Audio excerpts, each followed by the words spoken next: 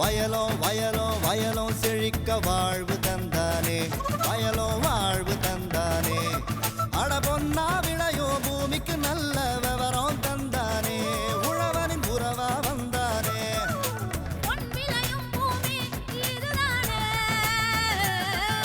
வயலோ வயலோ வயலோ செழிக்க வாழ்வு தந்தானே, வயலோ வாழ்வு தந்தானே. அட பொன்னா விளையோ பூமிக்கு நல்ல விவரம் தந்தானே, உழவனின் உறவா வந்தானே. தந்தன தந்தன தன தந்தானே, மண்வளம் பொங்கிட துணை வந்தானே. தந்தன தந்தன தன தந்தானே, மண்வளம் பொங்கிட துணை வந்தானே. வணக்கம் வேளாண் பெருமக்களே, இன்றைய பொன் விளையும் பூமி நிகழ்ச்சியில் முதலில் வருவது வேளாண் செய்திகள், வேளாண் சந்தை நிலவரம், வேளாண் வானிலை. தொடரும் வேளாண் தொழில்நுட்ப பகுதியில் திண்டுக்கல் ஒழுங்குமுறை விற்பனை கூட செயல்பாடுகள் குறித்து விளக்குகின்றார் திண்டுக்கல் மாவட்ட விற்பனை குழு செயலாளர் SA சையத் இப்ராஹிம் அவர்கள். இனி வருவது வேளாண் செய்திகள்.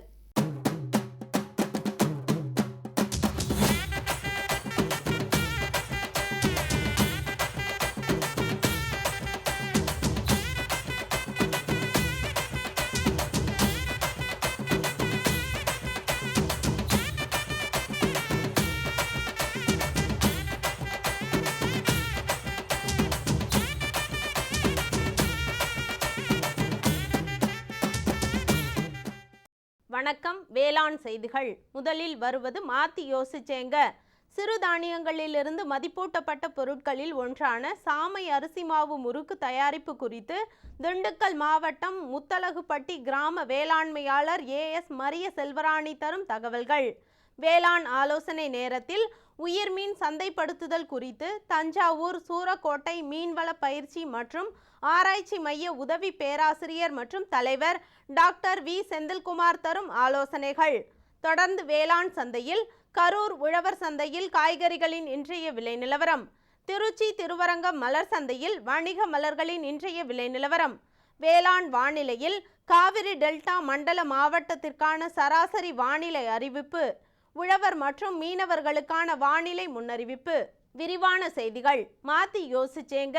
திண்டுக்கல் மாவட்டம் காந்திகிராம் வேளாண் அறிவியல் நிலையம் சிறுதானிய பயிர்களை மதிப்பூட்டப்பட்ட பொருட்களாக தயாரிப்பதற்கான பயிற்சிகளை வேளாண்மையாளர்களுக்கு வழங்கி வருகின்றது. அந்த வகையில் திண்டுக்கல் மாவட்டம் காந்திகிராம் வேளாண் அறிவியல் நிலையத்தில் பயிற்சி பெற்ற முத்தலகுப்பட்டி கிராம வேளாண்மையாளர் AS மரிய செல்வராணி சாமை அரிசி மாவு முறுக்கு செய்வதற்கான வழிமுறையை நம்மிடம் பகிர்ந்து கொண்டபோது,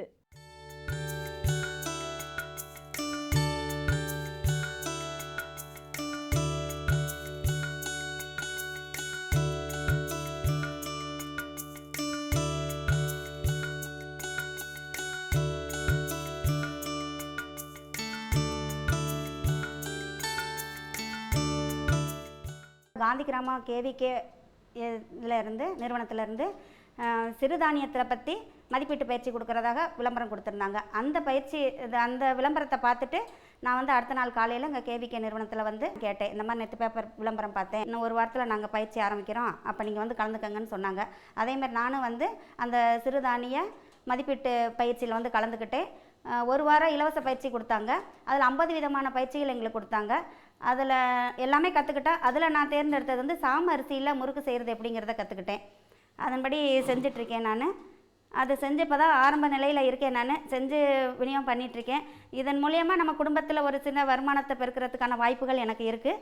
இப்போ தேவையான பொருட்கள் சாமரிசி மாவு 250 கிராம், கடலை மாவு 100 கிராம், கொஞ்சம் சீரகம், தேவையான அளவு உப்பு, பெருங்காயத்தூள், எண்ணெய், இதுதான் தேவையான அளவு. இப்போ பாருங்கள், இப்போ இந்த மாவை இந்த முறுக்கு பதத்துக்கு இந்த மாதிரி பிசைஞ்சு எடுத்து வச்சாச்சு. இது புளிக்க தேவையில்லை. உடனேயே நம்ம பெரட்டின உடனேயே நம்ம உடனே இப்போ புளிஞ்சிடலாம். இப்போ ஸ்டவ் பற்ற வைக்கலாம்.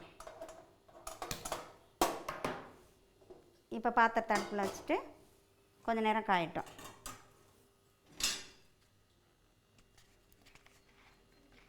சட்டி சூடான பிறகு எண்ணெய் ஊற்றணும்.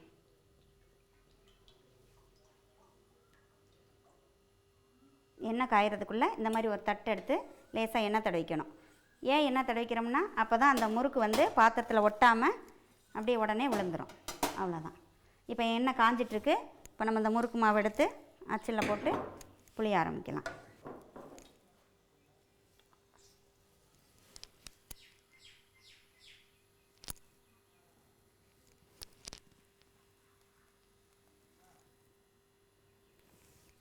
இப்போ தட்டில் புழிஞ்சு வச்சுருக்கு. இப்போ எண்ணெய் காஞ்சிருச்சு. இப்போ ஒன்று ஒன்றா எடுத்து மெதுவாக எண்ணெயில் போடணும்.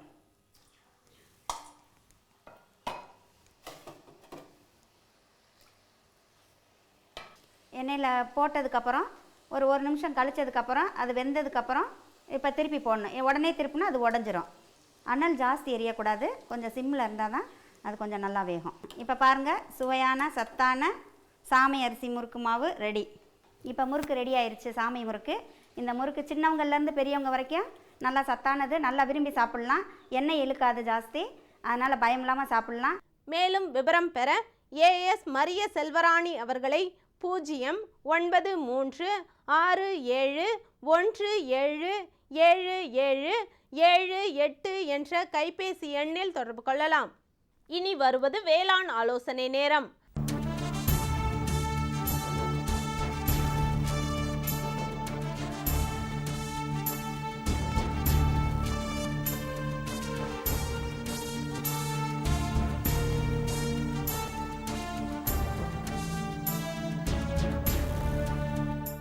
நன்னீர் மீன் வளர்ப்பு முறை பண்ணையாளர்களுக்கு நல்ல லாபத்தையும் உற்பத்தியையும் தருகின்றது. மத்திய அரசு இம்மீன் வளர்ப்பு முறையை மேம்படுத்துவதற்கான வழிமுறைகளையும் உற்பத்தி செய்யப்பட்ட மீன்களை உரிய விலைக்கு சந்தைப்படுத்துவதற்கான வழிமுறைகளையும் மேற்கொண்டு வருகின்றது. உயிர்மீன் சந்தைப்படுத்தும் முறை குறித்து தஞ்சாவூர் சூரக்கோட்டை மீன்வள பயிற்சி மற்றும் ஆராய்ச்சி மைய உதவி பேராசிரியர் மற்றும் தலைவர் டாக்டர் வி செந்தில்குமார் தரும் தகவல்கள். இன்றைய வேளாண் ஆலோசனை நேரத்தில் நம்ம மீன்களை உயிர் மீன்களை விற்பனை செய்து எப்படி கூடுதல் லாபம் அடைகிறது அப்படின்ற யுக்திகளை பற்றி பார்ப்போம். அதாவது மீன் சந்தைப்படுத்துறதுல என்ன ஒரு தொழில்நுட்பம் இருக்குது, இல்லை அதற்கு என்ன யுக்தி இருக்குது அப்படின்றது விவசாயிகள் சாதாரணமாக நினைக்கலாம். ஆனால் நீங்கள் மீனை வளர்த்து விற்கும் பொழுது அந்த நுகர்வோருடைய விருப்பத்துக்கு நம்ம மிக முக்கியத்துவம் தர வேண்டிய ஒரு கட்டாயத்தில் இருக்கும். ஏன்னா அப்போ தான் நம்மளோட விளைச்சலுக்கு விளைவித்த பொருளுக்கு கூடுதல் விலை கிடைக்கிறதுக்கான சாத்தியக்கூறுகள் அதிகம். நம்ம ஏனாதானு நான் வளர்த்துட்டேன், அதோட என்னோடய கடமை முடிஞ்சு போச்சு, நான் இன்றைக்கி கொண்டு போய் சந்தையில் கொடுத்தா அது யாருன்னா எப்படி இருக்குதோ அதே ஒரு நிறையில் வாங்கிக்கணும் அப்படின்னு நினைக்கிறது ஒரு நமக்கு லாபம் தரக்கூடிய ஒரு விஷயமா அமையாது. ஆகையினால நம்ம எப்படி கூடுதல் லாபம் அடைகிறது, மீன் வளர்ப்பை பொறுத்த வரைக்கும் நம்ம கஷ்டப்பட்டு ஒரு நல்ல ரகத்தை தேர்ந்தெடுத்து அதற்கு அன்றாடம் தீவனம் கொடுத்து சத்தான தீவனங்களை கொடுத்து 4 மாதமோ 6 மாதமோ 8 மாதமோ 1 வருடமோ கடினமாக உழைத்து வளர்த்த அந்த மீன்களை எப்படி ஒரு லாபகரமான முறையில் கூடுதல் விலைக்கு விற்கிறது அப்படின்றத பார்த்தோம்னா முதன்மையான ஒரு விஷயம் அந்த மீன் பிடிக்கக்கூடிய நாள். ஏன்னா இப்போ நமக்கு என்னென்னா குளிர்சாதன கிட்டங்கிகள் இல்லை. நம்ம என்றைக்கினாலும் மீனை பிடிச்சிட்டு இன்றைக்கி விலை போய் நான் வச்சுருந்து நாளைக்கு விற்றுக்கலாம் நாளைக்கு விற்றுக்கலான்னு சொல்லக்கூடிய கட்டமைப்பு வசதிகள் நம்ம நாட்டை பொறுத்த வரைக்கும் இன்னும் மீன் வளர்ப்பு விவசாயிகளுக்கு ஒரு எட்டாக்கனியாகவே இருக்குது. அப்போ நம்ம நேரடியாக சந்தைக்கு எடுத்துகிட்டு போகிற நாளை தீர்மானித்து அதற்கேற்ப நம்ம மீன் பிடித்தலையே வைக்கணும். அதே மாதிரி மீன் பிடிக்கக்கூடிய முறை, மீனுக்கு நல்ல ஒரு அதிர்ச்சி தர மாதிரி ஒரு முறையில் மீன் பிடிச்சோம் அப்படின்னு சொன்னால் அந்த மீனுடைய தசைகள்லாம் ஒரு இறுக்கமாக இல்லாமல் அதற்கு என்ன ஆயிரும், அந்த மீனுடைய சுவை குறைந்து போவதற்கான வாய்ப்பு வசதி இருக்கும். அதே மாதிரி மீனுக்கு நாம் கொடுக்கக்கூடிய ஒரு உணவு, என்ன உணவு கொடுக்குறோமோ அதுதான் அந்த மீனுடைய தசையினுடைய ருசியை தீர்மானிக்கக்கூடிய விஷயமா இருக்கும். ஏன்னா சில அடிமட்ட மீன்கள் இப்போ சாதா கெண்டை மிருகாலெலாம் வாங்கி சாப்பிட்றவங்க என்ன சொல்லுவாங்க, அந்த குளத்து மீன் வாங்கி சாப்பிட்டா ஒரே மண் வாடையாக இருக்குது அல்லது சேறு வாடையாக இருக்குதும்பாங்க. அந்த மாதிரி குளங்கள் என்னென்னா விவசாயிகள் சரியான முறையில் தீவனம் கொடுக்காம தீவன பற்றாக்குறையே வளர்ந்த மீன்கள் அது அனைத்துண்ணியாக இருக்கனால அந்த சேரெல்லாம் சாப்பிட்டு வளர்ந்துருந்துச்சு அப்படின்னா அதில் அந்த தசையில் சேறு வாடை இருக்கக்கூடிய ஒரு சூழ்நிலை இருக்கும். அதே நம்ம விரால் ருசியாக இருக்குன்னு சாப்பிட்றோம் அல்லது வஞ்சர மீன் ருசியாக இருக்குன்னு சாப்பிட்றோம்னா அது மாமிச பட்சி முழுக்க மற்ற உயிர்களையே விரட்டி பிடிச்சி சாப்பிடக்கூடிய ஒரு பக்குவம் இருக்கனால அதனுடைய தசைப்பகுதி நமக்கு கூடுதல் சுவையுள்ளதாக இருக்குது. அதே நம்ம கெண்டை மீன்களே எடுத்துட்டிங்கன்னா புல்கண்டையை எல்லோரும் விரும்பி வாங்கி சாப்பிடுவாங்க. ஏன்னா அது முழுக்க தாவர பட்சி தாவர உண்ணிகளையே விரும்பி சாப்பிட்றனால அந்த சுவை எப்போதும் ஒரே சுவையாக நல்லா அதனுடைய சதைப்பகுதி மக்களுக்கு சுவையான ஒரு அம்சமாக அமையக்கூடிய விஷயமா இருக்குது. அப்போ நம்ம மீனுக்கு நல்ல உணவு கொடுத்து வளர்த்துருக்கணும். அப்படி வளர்த்ததுக்கப்புறம் கடைசியாக பிடிக்கிறதும் அதற்கு ஒரு அதிர்ச்சியை கொடுக்காம வளர்த்தணும். இன்னொன்று நமக்கு வந்து நல்ல நாளாக மட்டும் தீர்மானிக்காமல் ஒரு இறந்து போன மீன்களாக கொடுக்கறத விட நுகர்வோருக்கு வந்து நம்ம உயிர் மீன்களாக கொடுத்தோம் அப்படின்னா அவங்க வந்து என்ன யோசிக்காமல் கூடுதல் விலை இந்த இறந்து போன மீன்களோட இந்த உயிர் மீனாக கொடுக்கும்போது 20 ரூபாய் 40 ரூபாய் சேர்த்து கொடுத்து வாங்கிட்டு போகிற சூழ்நிலை. ஏன்னா இன்றைக்கி எல்லாத்துக்குமே வந்து அவங்களுடைய உடல் நலனில் அக்கறை வந்துருச்சு. இன்னொன்று கிடைக்கக்கூடிய பொருள் வந்து நமக்கு வந்து அன்றைக்கு புதிதாக இருக்கக்கூடிய பொருள் அப்படின்னா வந்து யாருமே வந்து அதுக்கு கொடுக்கக்கூடிய விலை வந்து கொஞ்சம் சற்று கூடுதலாக இருந்தாலும் அதுக்காக யோசிக்கிறது இல்லை. அந்தளவுக்கு எல்லாருக்கும் வந்து ஒரு வாங்கும் திறன் வந்து இன்றைக்கி கூட்டிகிட்டு வந்துருச்சு. அப்போ உயிர் மீனாக கொடுத்தோம் அப்படின்னு சொன்னால் நமக்கு வந்து கூடுதல் லாபம் கிடைக்கிறதுக்கான சாத்தியக்கூறுகள் இருக்குது. அப்போ அந்த உயிர் மீனாக எப்படி எடுத்துகிட்டு போகிறது? ஏன்னா நம்ம குளங்களில் நம்ம பிடிக்கிற வரைக்கும் அது உயிராக இருக்கும். சந்தைக்கு கொண்டு போகிற வரைக்கும் அதை வந்து எப்படி உயிர் மீனாக கொண்டு போகிறது அப்படின்றத பார்த்தோம் அப்படின்னு சொன்னால் நம்ம வந்து அதை ஆங்கிலத்தில் கண்டிஷனிங்னு சொல்லக்கூடிய ஒரு இணக்கமுடைய செய்தல் முறையை வந்து நம்ம பின்பற்றணும். ஏன்னா நம்ம வந்து போக்குவரத்தில் மீன்கள் வந்து கழிவுகளை வெளியேற்றுச்சுன்னா அதற்கு கிடைக்கக்கூடிய பிராணவாயுவோட அளவு குறைஞ்சிரும். அதே மாதிரி அதுக்கு வந்து ஒரு அதிர்ச்சி அதிகமாகிடுச்சு, பிராணவாயோட பற்றாக்குறையும் ஏற்பட்டுச்சு அப்படின்னு சொன்னால் மீன்கள் வந்து இறந்து போகக்கூடிய சூழ்நிலை. சாதாரணமாக வந்து ஒரு 10 விழுக்காடு இறந்து போகுதுன்னா அன்றைக்கி வந்து ஒரு 20-40 விழுக்காடு மீன்கள் இறந்து போகக்கூடிய சூழ்நிலை வரும். அப்போ நமக்கு மறுபடியும் கிடைக்கக்கூடிய விலை வந்து குறைய ஆரம்பிச்சிடும். ஆகையினால் பார்த்திங்கன்னா நம்ம வந்து ஒரு மீன் பிடிப்பு சந்தைக்கு போகிறோம் அப்படின்னு சொன்னால் குறைந்தது ஒரு 12-24 மணி நேரம் நமது குளத்திலேயே அதற்கேற்ப ஒரு எவ்வளோ மீன்கள் தேவையோ 50 கிலோவோ 100 கிலோவோ முன்னமே பிடிச்சு அதை வந்து நிழலில் வச்சு ஓடக்கூடிய தண்ணீரில் வச்சு அதனுடைய கழிவுகள்லாம் வந்து வெளியே வர மாதிரி பார்த்துக்கிட்டோம் அப்படின்னு சொன்னால் போக்குவரத்து நேரத்தில் அந்த கழிவுகள் வந்து வெளியே வந்து அந்த தண்ணீரில் வந்து ஒரு பிராணவாயு பற்றாக்குறை ஏற்படுத்தாமல் இருக்கும். அதே மாதிரி போக்குவரத்து வந்து நம்ம ஒரு குறைந்த தூரம் தான் ஒரு 15-20 கிலோமீட்டர் அப்படின்னா வந்து சாதாரணமாக தண்ணீர் தேங்கக்கூடிய அமைப்பு நமக்கு சிறு லகுரக வாகனங்கள் இன்றைக்கி வந்து நிறையா வந்துருச்சு. அதில் வந்து பின்னாடி ஒரு படுதாவோ அல்லது வந்து தண்ணீர் வெளியேறாத கசியாத அமைப்புகளை வந்து துணி மாதிரி கட்டி அதில் வந்து தண்ணீர் தேக்கி அதிலேயே வந்து மீன்களை எடுத்துகிட்டு போகலாம். கொஞ்சம் வாய்ப்பு உள்ள நபர்கள் அல்லது வந்து நம்ம தொலைதூரத்துக்கு எடுத்துகிட்டு போகிறோம் அப்படின்னு சொன்னால் இன்றைக்கி இருக்கக்கூடிய பிளாஸ்டிக் தொட்டிகளை வந்து பயன்படுத்தலாம். நம்ம குடிநீர் நீர்த்தேக்க தொட்டிகளாக பயன்படுத்தக்கூடிய தொட்டிகளையே வந்து இந்த மீன் ஏற்றுமதிக்கும் பயன்படுத்தலாம். அல்லது முற்றிலும் நம்ம வந்து மீன் வியாபாரத்துக்குன்னே இருக்கோம்னா இதற்காகவே ஒரு மீன்கள் அடிபடாத வகையில் ஒரு நல்ல வளைந்த முடுக்குகளை உடைய தொட்டிகளை வந்து நம்ம நிர்மாணித்து அந்த தொட்டிகளை வந்து இந்த மீன்களை எடுத்துகிட்டு போகிறதுக்கான அமைப்புகள் ஏற்படுத்தலாம். அதே மாதிரி அந்த வாகனத்தில் அதனுடைய பேட்டரியிலேருந்து ஒரு சிலிண்டரை பொருத்தி காற்றுப்பூத்திகள் வந்து நம்ம அந்த தொட்டிகளில் இருக்க மாதிரி அமைச்சிக்கலாம். இல்லை குறைந்த தூரத்துக்கு தான் எடுத்துகிட்டு போனோம்னா நம்ம வழக்கமாக பயன்படுத்தக்கூடிய சிலிண்டர்லேருந்தே அதற்கு வந்து காற்று கிடைக்கக்கூடிய ஒரு அமைப்பை ஏற்படுத்திக்கிட்டோம் அப்படின்னு சொன்னால் அந்த மீன்கள் வந்து கழிவுகளையும் வெளியேற்றாது, அதே சமயத்தில் வந்து அதற்கு பிராணவாயு பற்றாக்குறையும் வராது. அப்போ முற்றிலுமாக வந்து உயிர் மீன்களாகவே நம்ம அந்த சந்தைக்கு எடுத்துகிட்டு போய் அங்கே வந்து நம்ம அந்த உயிர் மீன்களை சேர்த்து வைக்கக்கூடிய அமைப்புகள் குறைந்தபட்சம் 1/2 அடியிலிருந்து 1 அடி உயரமுள்ள பாத்திரங்களை வச்சுக்கிட்டு அதில் வந்து தண்ணீர் தேக்கி அந்த தண்ணீரில் வந்து இந்த மீன்களை விட்டுட்டோம் அப்படின்னு சொன்னால் உயிர் மீனாகவே நம்ம வந்து விற்கக்கூடிய ஒரு சூழ்நிலை இருக்குது. இதே வந்து இன்றைக்கி பார்த்திங்கன்னா தஞ்சை, திருவாரூர் மாவட்டத்தில் இருக்கக்கூடிய விவசாயிகள்லாம் வந்து இதை இன்றைக்கி வழக்கமாக வச்சுருக்காங்க. அதே மாதிரி நம்ம வந்து மற்ற பகுதிகள்லையும் இந்த மாதிரி உயிர் மீனாக வளர்க்கக்கூடிய பழக்க வழக்கம் வந்து விவசாயிகளுடைய வந்துருச்சு அப்படின்னு சொன்னால் கண்டிப்பாக அவங்களுடைய மகசூலுக்கு அவங்க கொண்டு கூடுதல் விலை கிடைக்கான சாத்தியக்கூறுகள் இருக்கும். ஆகையினால் வந்து நம்ம வழக்கமாக மீன்னாலே இறந்து போன மீன்களாக கொடுப்போம் அப்படின்ற ஒரு பழமையான முறையில் இல்லாமல் இந்த தொழில்நுட்பத்தை பின்பற்றி உயிர் மீன்களாக மக்களுக்கு நம்ம கிடைக்க செஞ்சோன்னா நுகர்வோர் வந்து எந்த ஒரு தயக்கமும் இல்லாமல் கூடுதல் விலை கொடுத்து நம்ம விளைச்சலை வந்து வாங்கிறதுக்கான வாய்ப்புகள் இருக்கும். அப்போ வந்து நம்ம இந்த கடினப்பட்டு உழைத்து வளர்த்த மீனை வந்து நல்ல ஒரு லாபமான விலைக்கு நம்ம வந்து விற்கலாம். அதே மாதிரி மக்களுக்கும் பார்த்திங்கன்னா வந்து ஒரு அந்த பொருள் தூய்மையானதாக நம்ம அன்றைக்கு போனால் வந்து ஃப்ரெஷ்ஷாக கிடைக்குது அப்படின்ற ஒரு சூழ்நிலை இருக்கும். இந்த மாதிரி முறைகளை பின்பற்றினா விவசாயிகள் வந்து அவங்க கஷ்டப்பட்டு உழைச்சதுக்கு அவங்களே ஒரு நேரடியான லாபத்தை வந்து இடைத்தரகர்கள் இல்லாமல் அவங்க பண்ணைகள்லேயும் வந்து உயிர் மீன்கள் வைக்கலாம். சந்தைக்கும் வந்து இந்த மாதிரி சின்ன சின்ன வாகனங்களில் அவங்க எடுத்துகிட்டு போய் உயிர் மீனாக விற்று கூடுதல் லாபம் அடையலாம். ஆகையினால் இந்த உயிர் மீன் தொழில்நுட்பத்தை வந்து ஒரு சந்தைப்படுத்தக்கூடிய தொழில்நுட்பத்தை பின்பற்றினால் அது விவசாயிகளுக்கு மிகுந்த ஒரு பயனுடைய ஒரு தொழில்நுட்பமாக அமையும் என்றது ஐயமே கிடையாது. மேலும் விவரம் பெற டாக்டர் வி செந்தில்குமார் அவர்களை 09444464404 என்ற கைபேசி எண்ணில் தொடர்பு கொள்ளலாம். விளம்பர இடைவேளைக்கு பிறகு வேளாண் செய்திகள் தொடரும். சுகமாய் பரவும் நறுமணத்தில், சுவை எனும் இன்பத் தோட்டத்தில், வளர்ச்சி எனும் பாதையில், மலர்ந்திருக்கும் புன்னகையில், பசுமையான செடிகளில், பெரிய பெரிய வர்த்தகங்களில், தேனீக்களின் ரீங்காரத்தில், மகிழ்ச்சியின் இன்ப ஒலியில். NHM தோட்டக்கலை இயக்கம். ஞாபகம் உங்களது புன்னகை. कहानी छोड़ जा कुछ तो निशानी छोड़ जा कौन அப்பா ஐ புதுக்கொடை.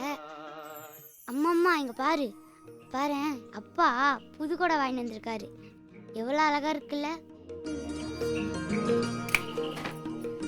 இனிமே நீ மழையில நனைய மாட்ட. இந்தா இத பிடி. இது நம்ம வீட்டுக்கான கொடை, நம்ம விவசாயத்துக்கான கொடை, நம்ம எதிர்கால பாதுகாப்புக்கான கொடை. என்ன சொல்றீங்க? அட கடவுளே, இது பயிர் காப்பீடுமா. பயிருக்கு வறட்சி, வெள்ளம், புயல், பூச்சி அப்புறம் நோய் தாக்கிச்சுன்னா அரசோட இந்த திட்டத்துல பயிருக்கு நஷ்டஈடு கிடைக்கும். காப்பீட்டுக்கு எவ்வளவு செலவாச்சு? ரொம்ப கம்மி. பிரீமியம் கட்டுறதுல கவர்மெண்டே பண உதவி செய்யுது. தேசிய வேளாண் காப்பீட்டு திட்டம், மாற்றி அமைக்கப்பட்ட வேளாண் காப்பீட்டு திட்டம், வானிலை அடிப்படையிலான பயிர் காப்பீட்டு திட்டம், தென்னை மற்றும் எண்ணெய் பனை காப்பீட்டு திட்டம் ஆகியன செயல்படுத்தப்படுகின்றன. பயிர் காப்பீட்டு திட்டத்திற்கு தங்கள் வட்டார விவசாய அலுவலர், வேளாண் கூட்டுறவு கடன் சங்கங்கள் அல்லது அருகாமையில் உள்ள வணிக வங்கி கிளையினை அணுகவும். மேலும் விவரங்களுக்கு 1801801551 எண்ணிலும் www.farmer.gov.in இணையதளத்தையும் பாருங்கள். அட, இந்த கொடை ரொம்ப நல்லா இருக்கே. பயிர் காப்பீட்டு திட்டத்தினால் பயனடையுங்கள், எதிர்காலத்தை பாதுகாத்துக் கொள்ளுங்கள்.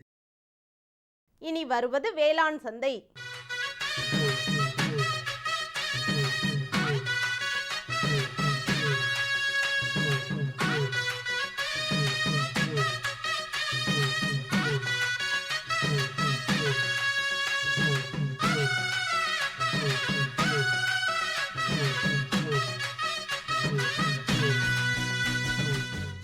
வேளாண் சந்தையில் கரூர் உழவர் சந்தையில் காய்கறிகளின் இன்றைய விலை நிலவரம்.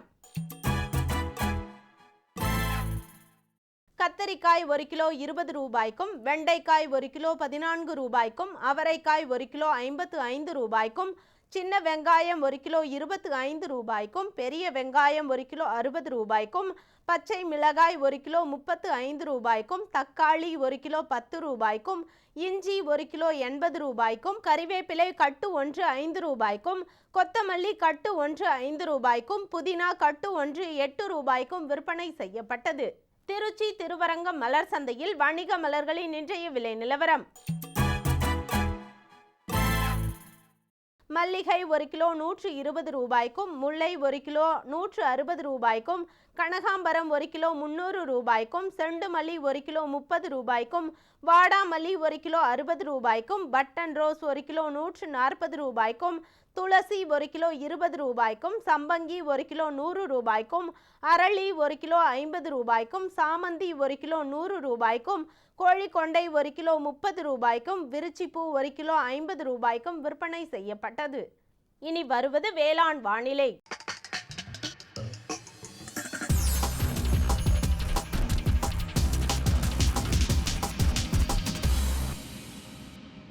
காவிரி டெல்டா மண்டல மாவட்டங்களான திருச்சி, பெரம்பலூர், கரூர், தஞ்சை, திருவாரூர், நாகப்பட்டினம், கடலூர், அரியலூர் ஆகிய மாவட்டங்களில் காற்றின் வெப்பநிலை அதிகபட்சமாக 38 டிகிரி செல்சியஸ் ஆகவும், குறைந்தபட்சமாக 27 டிகிரி செல்சியஸ் ஆகவும், காற்றின் ஒப்பு ஈரப்பதம் 54% காற்றின் வேகம் மணிக்கு 6 கிலோமீட்டர் ஆகவும், மண்ணின் ஈரப்பதம் 15 சென்டிமீட்டர் ஆழத்தில் 10% மண்ணின் வெப்பநிலை 15 சென்டிமீட்டர் ஆழத்தில் 37 டிகிரி செல்சியஸ் ஆகவும், சூரிய கதிர்வீச்சு 589 கலோரி பெர் சென்டிமீட்டர் ஸ்கொயர் ஆகவும், வளிமண்டல அழுத்தம் 972 ஹெக்டா பாஸ்கல் அளவாகவும் இருந்தது. வானிலை முன்னறிவிப்பு. உழவர்களுக்கான வானிலை முன்னறிவிப்பு. தமிழகம் மற்றும் புதுச்சேரியின் ஒரு சில இடங்களில் லேசானது முதல் மிதமான மழை பெய்யக்கூடும். மீனவர்களுக்கான வானிலை முன்னறிவிப்பு. பலமான காற்று தென்மேற்கு திசையிலிருந்து மணிக்கு 45 முதல் 55 கிலோமீட்டர் வேகத்தில் தமிழகம் மற்றும் புதுச்சேரியின் கடலோர பகுதிகளில் வீசக்கூடும். இத்துடன் இன்றைய வேளாண் செய்திகள் நிறைவடைந்தன. நன்றி, வணக்கம்.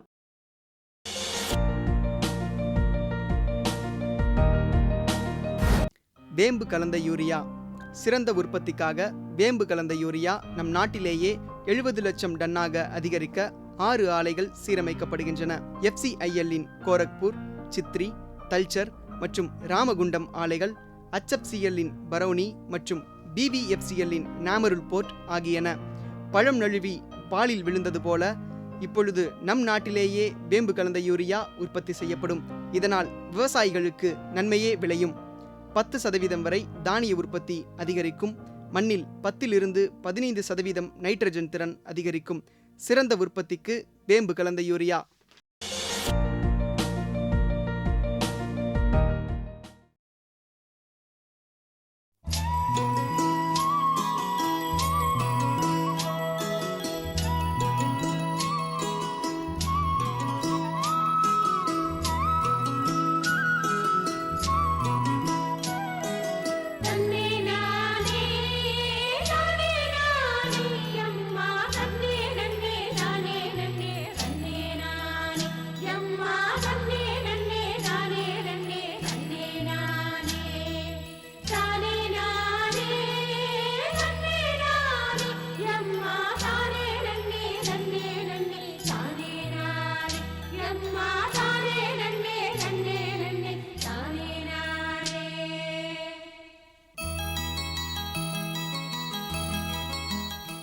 ஒழுங்குமுறை விற்பனை கூடம் உற்பத்தி செய்யப்பட்ட வேளாண் பொருட்களை பாதுகாக்கவும் மற்றும் வேளாண்மையாளர்களால் உற்பத்தி செய்யப்பட்ட பொருட்களை நுகர்வோருக்கு சந்தைப்படுத்தவும் பயன்படுகின்றது. மத்திய மாநில அரசின் உதவியால் செயல்படுத்தப்படும் திண்டுக்கல் ஒழுங்குமுறை விற்பனை கூட செயல்பாடுகள் குறித்து விளக்குகின்றார் இதன் விற்பனை குழு செயலாளர் SA சையத் இப்ராஹிம் அவர்கள்.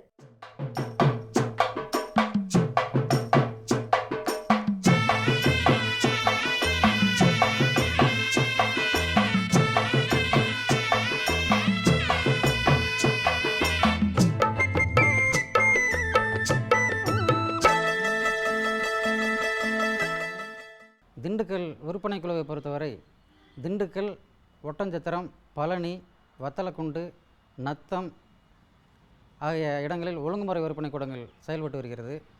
இதில் பல ஆயிரக்கணக்கான விவசாயிகள் பல்வேறு திட்டங்கள் மூலம் பயனடைந்து வருகிறார்கள். குறிப்பாக பொருளீட்டு கடன் திண்டுக்கல் விற்பனை குழுவின் மூலம் 1,12,00,000 அளவிற்கு இதுவரை வழங்கப்பட்டு விவசாயிகள் பயனடைந்திருக்கிறார்கள். இதன் மூலம் ஒரு 424 விவசாயிகள் பயனடைஞ்சிருக்காங்க. பொதுவாக விற்பனை குழுவை பொறுத்த வரைக்கும் தற்சமயம் 13,000 மெட்ரிக் டன் இருப்பு இருக்குது. அதாவது நிலக்கடலை, நெல், மக்காச்சோளம் போன்ற வேளாண் விளைபொருட்கள் இருப்பு வைக்கப்பட்டு விவசாயிகளுக்கு சேதாரமின்றி பாதுகாக்கப்பட்டு வருகிறது. இதற்கு மிக குறைந்த அளவே வாடகையாக வசூலிக்கப்பட்டு வருகிறது. அதாவது ஒரு குவிண்டாலுக்கு ஒரு நாளைக்கு 10 பைசா மட்டுமே விவசாயிகளிடத்திலிருந்து வாடகையாக விவசாயிகள் செலுத்தப்பட்டு அவர்களுடைய விளைபொருட்கள் மிக சிறந்த முறையில் எவ்வித சேதாரமின்றி பயிர் பாதுகாப்பு முறைகள் எடுக்கப்பட்டு நல்ல முறையில் பாதுகாக்கப்பட்டு வருகிறது. இதுபோக ஒழுங்குமுறை விற்பனை கூடங்களில் வேளாண் கருவிகள் குறைந்த வாடகையில் விவசாயிகளுக்கு வழங்கப்பட்டு வருகிறது. அதாவது பவர் டில்லர், ரோட்டோவேட்டர், 5 கலப்பை, 9 கலப்பை இந்த மாதிரி வேளாண் கருவிகள் விவசாயிகளின் செயல்பாட்டிற்காக மிக குறைந்த வாடகையில் வழங்கப்பட்டு வருகிறது. இதன் மூலம் நடப்பாண்டில் ஒரு 23,000 ரூபா வரைக்கும் வசூலாகிருக்கு. குறைந்தது இதில் இதன் மூலம் ஒரு 120 விவசாயிகள் பயனடைந்திருக்கிறார்கள். அதே போல் விவசாயிகளை ஊக்கப்படுத்த வேண்டும் என்பதற்காக அதிக அளவில் விளைபொருட்கள் வர வேண்டும் என்பதற்காக உழவர் நலநிதி திட்டம் செயல்படுத்தப்பட்டு வருகிறது. இந்த திட்டத்தில் ஒழுங்குமுறை விற்பனை கூட மூலம் பரிவர்த்தனை செய்யக்கூடிய, அதாவது ஒரு வருடத்திற்கு 1 டன் அளவுக்கு பரிவர்த்தனை செய்திருந்தால் அந்த விவசாயிக்கு இழப்பீடாக, அதாவது ஒரு விபத்தின் மூலம் மரணமடைந்தால் அவருக்கு 1,00,000, நிரந்தர ஊனம் அல்லது 50% ஊனம் என்றால் 75,000 அல்லது பகுதி ஊனத்திற்கு 50,000 என்ற அளவில் இழப்பீட்டுத் தொகை வேளாண் விளைபொருள் விற்பனை வாரியம் மூலம் வழங்கப்பட உள்ளது. இதற்கு பிரிமியம் எதுவுமே விவசாயிகள் எதுவும் செலுத்த வேண்டியதில்லை. முழுமையாக விற்பனை குழுவே பிரிமியம் செலுத்தி விடுகிறது. அதுபோக இங்கே திண்டுக்கல் ஒழுங்குமுறை விற்பனை கூடத்தை பொறுத்தவரை ஒவ்வொரு புதன்கிழமையும் பருத்தி ஏல முறையில் பரிவர்த்தனை நடத்தப்பட்டு வருகிறது. ஒவ்வொரு வாரமும் 10 to 12 மெட்ரிக் டன் அளவிற்கு விவசாயிகள் கொண்டு வருகிறார்கள். கடந்த வாரம் 44 ரூபா 50 பைசா ஒரு கிலோவுக்கு வரைக்கும் நல்ல விலை போய் விவசாயிகள் அனைவரும் மிகுந்த நல்ல விலை கிடைப்பதால் மிகுந்த மகிழ்ச்சியில் இருக்கிறார்கள். அதே போல் ஒழுங்குமுறை விற்பனை கூடத்தை பொறுத்தவரை குளிர்பதன கிட்டங்கி இதுவரை கிட்டத்தட்ட 90 மெட்ரிக் டன் அளவில் இருப்பு வைக்கப்பட்டு பல்வேறு பழங்கள் மற்றும் காய்கறிகள் சேகரிக்கப்பட்டு குளிர்பதன கிட்டங்கியில் இருப்பு வைக்கப்பட்டு விவசாயிகள் பயனடைந்திருக்கிறார்கள். இதன் மூலம் ஒழுங்குமுறை விற்பனை கூடத்திற்கும் 1,20,000 ரூபாய் அளவிற்கு வரவு கிடைக்கப்பட்டுள்ளது. அதேபோல் ஒழுங்குமுறை விற்பனை கூடத்தின் மூலம் விவசாயிகள் விலையேறும் காலத்தில் விற்பனை செய்வதற்காக அவனுக்கு நிறைய வேளாண் விளை பொருட்களை இருப்பு வைத்து நல்ல விலை கிடைக்கும் சமயத்தில்